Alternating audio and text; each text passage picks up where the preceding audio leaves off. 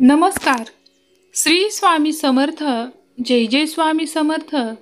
आज जो भक्त स्वामींचा हा संदेश ऐकत आहे त्यांना स्वामी अक्कलकोट येथे येऊन स्वामी दर्शन घेतल्याचा योग मिळवून देतील. आणि जो भक्त हा स्वामी संदेश टाळून पुढे जाईल त्यांच्या जीवनातील खूप मौल्यवान स्वामींची साथ तो गमावत आहे. आपण केलेली श्री स्वामी समर्थांची सेवा ही आपल्याला अनेक संकटातून मुक्तता मिळवून देणारी असते, असा अनुभव अनेक सेवेकऱ्यांना येत असतो. श्री स्वामी समर्थांचे अनेक रूप देखील पाहायला मिळतात.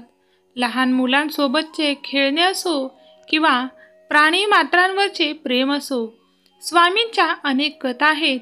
आज त्यांच्या लाडक्या गायीसोबतचा किस्सा आणि प्रचिती आलेल्या एका पुजाऱ्याचा अनुभव जाणून घेऊया. स्वामी लहान मुलांबरोबर आंधळी कोशिंबीर, लपाछपी आणि गोट्या खेळत. त्यांना प्राणीही फार प्रिय. नंदा नावाची गाय त्यांची खूप आवडती होती. असे मानले जाते की स्वामी तिला प्रेमाने भरवत, मग ती सुद्धा स्वामींना आपल्या जिभेने खरा चाटत असे. स्वामी कधी कधी तिच्या 4 पायामध्ये जाऊन बसत आणि तिच्या आचळांना तोंडाने ठुशी देत. मग ती सुद्धा आपला पान्हा स्वामींसाठी मोकळा करे.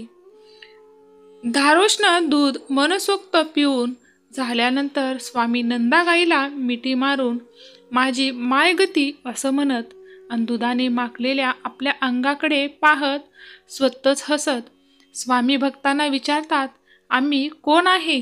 तेव्हा चोळप्पा उत्तर देतात, आपण त्रिभुवन नायक स्वामी आहात.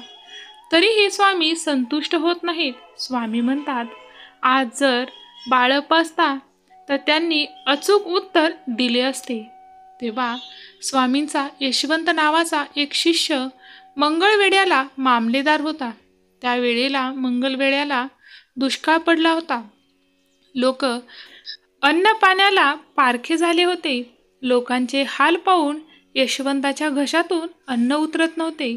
इकडे स्वामींकडे गाणगापूर मंदिराचा पुजारी स्वामींची परीक्षा पाहायला आला होता. स्वामी स्वतःला दत्त अवतार असल्याची हवा पसरवून लोकांना भ्रमित करतात, असं त्या सेवेकऱ्यांचं मत होतं. आल्या आल्या तडकाफडकीने तो वटवृक्षाखाली बसलेल्या स्वामींकडे येतो. त्याला पाहिल्याबरोबर स्वामी म्हणतात, काय रे, गाणगापूरचा तू मंदिराचा पुजारी आहेस ना? आणि तू आम्ही कोण ही परीक्षा घ्यायला आला आहेस ना? मग पुजारी चपापतो, पण तो पुजारी स्पष्टपणे कबुली देतो. मग त्याला स्वामी विचारतात, अरे गाणगापूरला तू कोणाची भक्ती करतोस? तेव्हा पुजारी उत्तर देतो, मी नरसिंह सरस्वतीची. तेव्हा स्वामी म्हणतात, आम्हीच नरसिंह आहोत, नीट बघ आम्हाला. मग पुजारी पाहतो तर काय, स्वामींच्या जागेवर साक्षात नरसिंह स्वामी उभे आहेत हे त्याला दिसले. आणि हे सर्व पाहून पुजाऱ्याला गहिवरून येतं. काही क्षणांनी स्वामींच्या जागी श्रीपाद श्रीवल्लभ दिसतात. तेही पाहून पुजाऱ्याला आनंद होतो. पुजाऱ्याला पूर्ण प्रचिती येते की स्वामी साक्षात दत्त अवतार आहेत. तो स्वामी चरणी मस्तक ठेवून क्षमा मागतो आणि मग म्हणतो, अक्कलकोट हेच गाणगापूर आहे व गाणगापूर हेच अक्कलकोट आहे. तसेच एक गृहस्थ दमून एका झाडाखाली बसला. ते झाड कल्पवृक्षाचे होते. तो सहज म्हणाला, इथे आलात तर मला पाणी मिळाले तर खूप बरे होईल. असे म्हणताच त्याला पाणी मिळाले. पुढे आता त्याला खायला मिळाले तर बरे होईल. असे म्हणताच त्याला खायलाही मिळाले. यावर त्याला विश्रांती घ्यावीशी वाटली आणि त्याने मनात आणून तो तसेच म्हणाला. तसे म्हणताच त्याची निजण्याची सोय झाली. पुढे त्याला वाटले की आता इतके सर्व मिळाले आहे, तेव्हा इथे जर माझी बायको आणि मुले असती तर खूप मजा आली असती.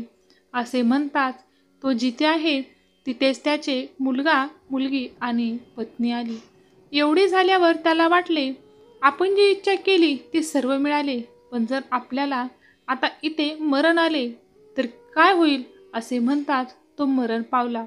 म्हणून स्वामी सांगतात की विषय मागत गेले तर त्यापासूनच विषयच वाढत जातात. तेव्हा ज्यापासून आपले कल्याण होईल असेच मागावे. देव किंवा इतर कोणीही देत आहे आणि ते फुकटची मिळत आहे म्हणून काहीही घेऊ नये आणि कोणाला काहीही देऊ नये.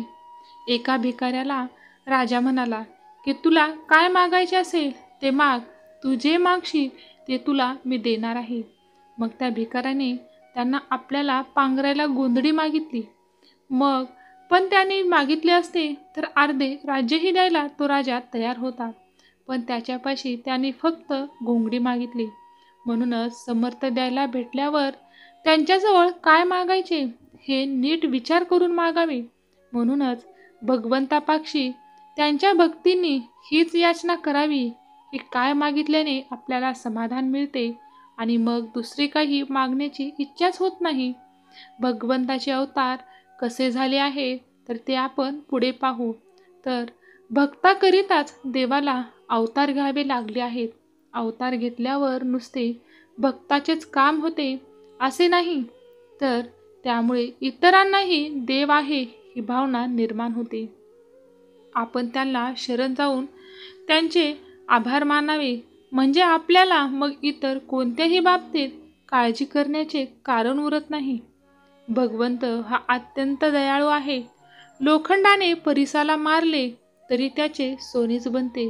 त्याप्रमाणे भगवंताने भरताला भाऊ म्हणून तारला, बिभीषण शरण आला म्हणून त्याला तारला आणि रावणाला शत्रू म्हणूनही तारला, पण त्याने सोडले कुणालाच नाही.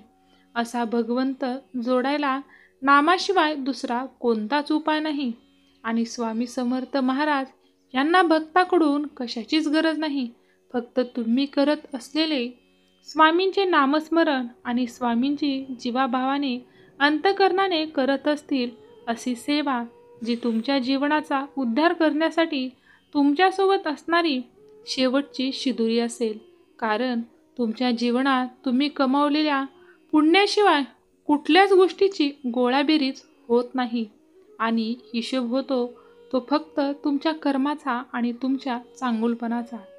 जितकी तुमचे पारडे वाईटपेक्षा चांगल्याचे जड असेल तितकेच तुमचे पुढील आयुष्यही चांगले घडण्यासाठी स्वामी तुम्हाला मार्गदर्शन करतात आणि त्या वाटेवरती स्वामी तुम्हाला नक्कीच मिळतात. मग तुम्हालाही त्या मार्गावर जायचे असेल तर स्वामींचा मार्ग नक्कीच अवलंबा. जीवनाचे कल्याण झाल्याशिवाय राहणार नाही. धन्यवाद. श्री स्वामी समर्थ. जय जय स्वामी समर्थ.